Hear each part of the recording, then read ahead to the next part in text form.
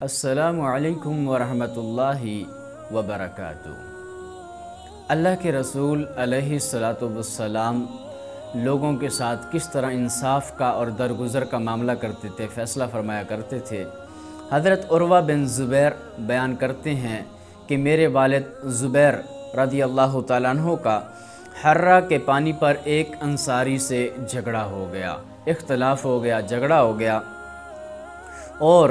جو بدری صحابی تھے وہ دونوں اس پانی سے اپنے کھیتوں کو سیراب کیا کرتے تھے، پانی لگایا کرتے تھے۔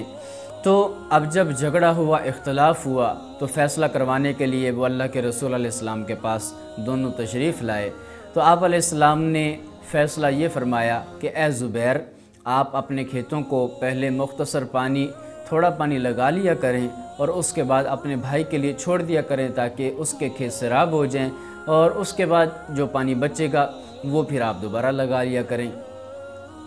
تو اب چونکہ کھیت حضرت زبیر رضی اللہ تعالیٰ عنہ کا کھیت پانی کے قریب تھا، اس انصاری کا کھیت تھوڑا فاصلے پر تھا، حضرت زبیر کے کھیت کے بعد آتا تھا، تو اس لیے اللہ کے رسول علیہ السلام نے انتہائی منصفانہ فیصلہ کیا۔ تو وہ انصاری کہنے لگا چونکہ یہ آپ کے پھوپھیزاد بھائی ہیں، لہذا آپ نے اس کے حق میں فیصلہ دیا ہے۔ جب نبی علیہ السلام نے یہ سنا تو آپ کے چہرے پر غصے کے اثرات ابھر آئے اور آپ علیہ السلام ناراض ہوئے۔ پھر فرمایا اے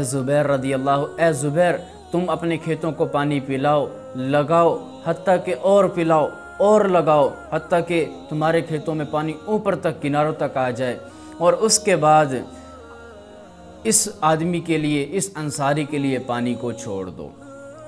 آپ نے اس وقت زبیر کو اس کا پورا حق دے دیا، اور اللہ کے رسول علیہ السلام نے پہلے جو فیصلہ کیا تھا اس میں وسعت تھی، اس میں شفقت تھی، اس میں رحم تھا، کیونکہ حق حضرت زبیر کا پہلے بنتا تھا، کھیت اس کا پہلے آتا تھا، لہذا حق یہ تھا کہ پہلے اپنے کھیت کو اچھی طرح سیراب کرتا اور اس کے بعد اپنے بھائی کے لیے پانی چھوڑتا۔ لیکن جب اس نے ایسا کام کیا تو پھر اللہ کے رسول علیہ السلام نے انصاف پر مبنی فیصلہ کیا۔ تو معلوم ہوا جہاں پر ہمارے لیے شریعت میں آسانی مل رہی ہو تو اس آسانی پر عمل کرنا چاہیے، اور اپنے اوپر مزید سوالات کر کے سختیاں نہیں بنانی چاہیے، اور اللہ کے رسول علیہ السلام کے احادیث پر عمل کرنا چاہیے۔ اللہ ہمیں عمل کرنے کی توفیق عطا فرمائے۔